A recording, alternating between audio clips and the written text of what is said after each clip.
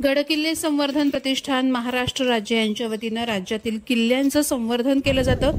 अशीच मोहीम या प्रतिष्ठानच्या वतीनं रत्नागिरीतील रत्नदुर्ग किल्ल्यावर राबवण्यात आली। रत्नदुर्ग किल्ल्यावर स्वच्छता आणि संवर्धन मोहीम या प्रतिष्ठानच्या तर्फे राबवण्यात आली। या मोहिमेअंतर्गत गडावरील तटबंदी आणि बुरुजांवरील वाढलेली झाडं झुडपं हटवण्यात आली। त्यामुळे अनेक बुरुजांनी जणू मोकळा श्वास घेतल्याचं दृश्य दिसून आलं। किल्ल्यावर अनेक वेळा मद्यपी आणि उपद्रवी लोक येऊन दारू सेवन करत असल्याचं निदर्शनास आलं होतं। त्यामुळे गडावर शेकडो दारूच्या बाटल्या आणि प्लास्टिक कचऱ्याचं साम्राज्य निर्माण झालं होतं। अशा स्थितीमुळे किल्ल्याचं ऐतिहासिक आणि धार्मिक पावित्र्य वारंवार भंग पावत होतं।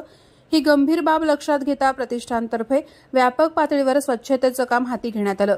ही मोहीम गडकिल्ले संवर्धन प्रतिष्ठानचे जिल्हाध्यक्ष दीपेश वारंग यांच्या नेतृत्वाखाली पार पडली। मोहिमेत अनिकेत वाडकर, प्रणव सिनकर, शुभम आगरे, साहिल जाधव, मंथन पाडावे, मयूर भितळे, समुद्वी चाळके, मानसी चव्हाण, सेजल मेस्त्री, खुशी गोताड, ओमकार सावंत देसाई, सौरभ बळकटे, तन्मय जाधव, अथर्व रसाळ, प्रीतम मांडवकर, रश्मी जाधव, श्वेता भितळे यांच्यासह एकूण 30 मावळे आणि रणनागिणींनी सहभाग घेतला।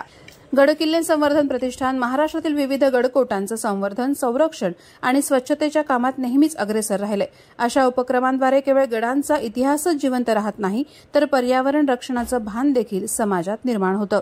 प्रहार डिजिटलसाठी अनघा निकम मगदूम, रत्नागिरी।